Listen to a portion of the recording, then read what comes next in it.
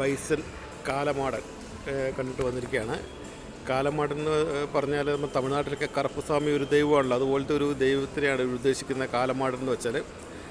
സ്ഥിരം മാരി സെൽവൻ്റെ സ്ഥിരം ജാതി രാഷ്ട്രീയമാണ്, കറുപ്പിൻ്റെ രാഷ്ട്രീയമാണ് ഇതിനകത്തും മാരി സെൽവൻ പറഞ്ഞിരിക്കുന്നത്.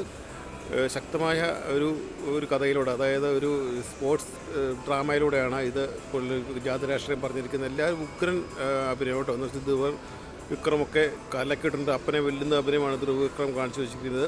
അതുപോലെ തന്നെ എടുത്ത് പറയേണ്ട പശുപതി ഉഗ്രനായിട്ട് ചെയ്തിട്ടുണ്ട്. പശുപതിയുടെ റോള് ധ്രുവൻ്റെ അപ്പനായിട്ടൊരു റോൾ ചെയ്തിരിക്കുന്നത്. പിന്നെ നമ്മുടെ ലാൽ നല്ലൊരു മികച്ച കഥാപാത്രമാണ് ഇത് ചെയ്തിരിക്കുന്നത്. പിന്നെ തമിഴ്നാട്ടിലെ ഡയറക്ടർ അമീറും നല്ലൊരു കഥാപാത്രം. അതുപോലെ നമ്മുടെ മലയാളി രതീഷ വിജയൻ, അനുപമ പരമേശ്വരൻ, എല്ലാവരും ഉഗ്രനായിട്ടുണ്ട്. ഒരു ഉഗ്രൻ പ്രമേയമായിട്ട് എന്ന് വെച്ചാൽ നമുക്ക് അവസാനമൊക്കെ ആകുമ്പോഴത്തേക്കും ഒരു ഗൂസ് ബംസ് പടം കാണുമ്പോൾ അതുപോലെ നമുക്ക് തോന്നുന്നുണ്ട്. ഉഗ്രൻ മേക്കിങ്, ഉഗ്രൻ ബാക്ക്ഗ്രൗണ്ട് മ്യൂസിക്, തിയേറ്റർ മസ്റ്റ് വാച്ചായിട്ടാണ് എനിക്ക് തോന്നിയത്.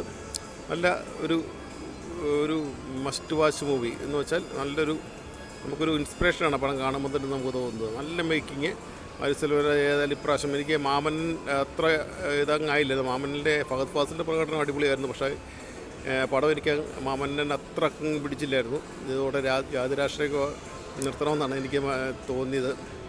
പക്ഷേ ഇതിലൂടെ മാരി സെൽവരാജ് ജാതി രാഷ്ട്രീയം പറഞ്ഞു. ഒരു സിനിമയും നമുക്ക് തന്നിരിക്കുകയാണ് കേട്ടോ. അടിപൊളി പടം ബൈസൺ കാലമാടൻ.